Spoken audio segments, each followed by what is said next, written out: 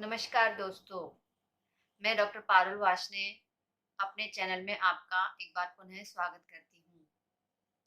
आज मैं आपके सामने एक ऐसे विषय पर चर्चा करने के लिए उपस्थित हुई हूँ जो बहुत ही महत्वपूर्ण है। आज का हमारा विषय है पितृदोष।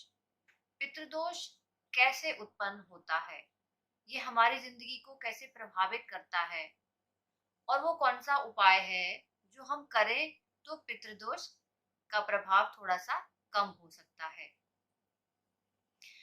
देखिए, ज्योतिष में बहुत सारे लोग विश्वास नहीं करते, वो पितृ या पितर से संबंधित दोष को नहीं मानते, पर हम मानते हैं कि नवग्रहों में एक ग्रह ऐसा है जिसको पिता का स्थान प्राप्त है, और अगर वो पिता का स्थान दूषित हो जाए या वो पितृ ग्रह प्रभावित हो जाए तो हमारा जो प्रभाव है, जो हमारी जन्म पत्री पर पड़ने वाला प्रभाव है, वह पितृ दोष से ग्रसित हो जाता है। और नवग्रहों में वह स्थान सूर्य देव को प्राप्त है।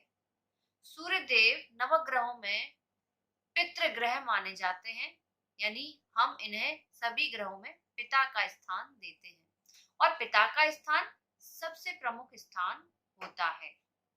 पिता की जीन्स या पिता का बीज ही व्यक्तित्व का आगे बढ़कर निर्माण करता है।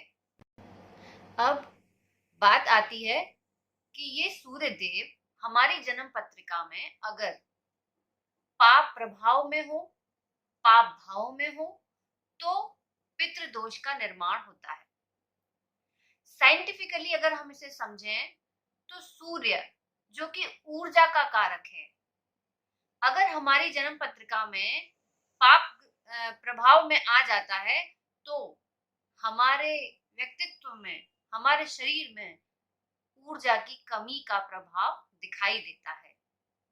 सूर्य जन्म पत्रिका में न सिर्फ पिता के कारक हैं, सूर्य राजा हैं, सूर्य सरकार है, सूर्य सरकारी जो सुविधाएं प्राप्त होने वाली हैं उन सबका कारक है।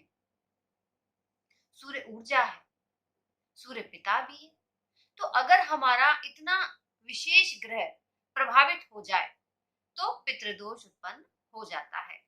अब अगर हमारी कुंडली में पितृदोष है तो हमें इन सब पुण्य प्रभावों में कमी प्राप्त हो जाती है, जैसे कि पिता का सुख प्राप्त नहीं होता, या पिता से संबंधित जो अन्य पितर हैं उनसे भी हमको आशीर्वाद प्राप्त नहीं हो पाता। हमारे शरीर में ऊर्जा की कमी होती है। सूर्य जो अविचल अविनाशी आपको ऊर्जा प्रदान करते रहते हैं, अगर आपकी कुंडली में सूर्य से उत्पन्न दोष है तो फिर आप आत्म अनुशासी नहीं रह पाते, आप चंचल हो जाते हैं, आप किसी भी कार्य को पूर्ण प्राप्त नहीं कर पाते या फिर पूरे तरीके से सक्षम नहीं हो पाते उसे करने के लिए। सूर्य राजा है, तो अगर राजा प्रभावित है तो प्रजा स्वयं प्रभावित हो जाती है। इसलिए अगर आपका सूर्य खराब है तो आपको सूर्य से मिलने वाले जो पुण्य फल हैं उनमें कमी हो जाती है। अब हम ऐसे कौन से छोटे छोटे उपाय कर सकते हैं जिनके माध्यम से हमारा सूर्य थोड़ा बलवान हो सके?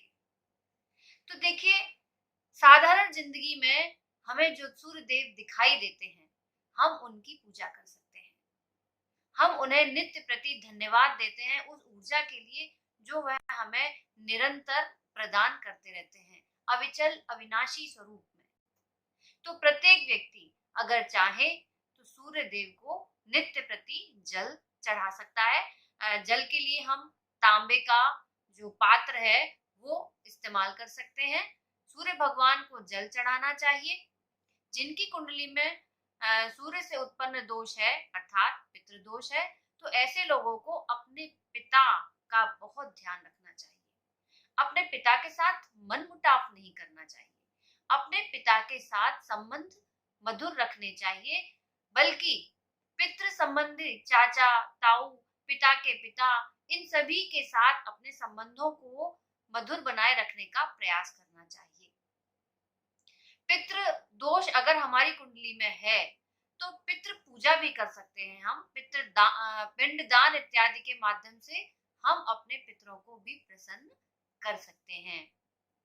इसके अलावा आप सरकारी पद पर अगर हैं तो फिर सरकार के साथ चीटिंग आपको नहीं करनी चाहिए, क्योंकि सूर्य जो है वो सरकार का भी प्रतिनिधित्व करते हैं। तो इसलिए आपको सरल बनकर जो आपके ऊपर टैक्सेस हैं वगैरह वगैरह हैं उनको आपको पूरी तरीके से चुकाना चाहिए। सरकार के साथ चीटिंग नहीं करनी चाहिए। हम तांबे के जो लोटा है, पात्र है, उसमें हम जल ग्रहण कर सकते हैं।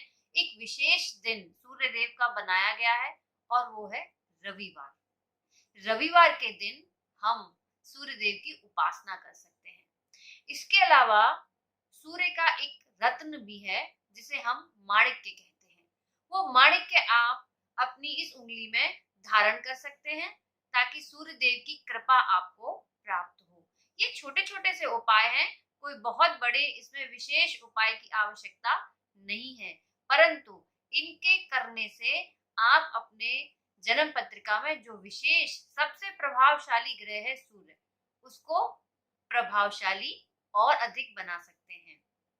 मैं समझती हूँ ये छोटे छोटे उपाय आपकी जिंदगी में काम आएंगे और आपको पितृ दोष के नकारात्मक प्रभावों से थोड़ी सी मुक्ति दिलाएंगे। आगे ऐसे और अन्य विषयों के साथ आपके सामने पुनः उपस्थित होंगी। तब तक के लिए अपना ध्यान रखिए, घर पर रहिए, सुरक्षित रहिए। धन्यवाद।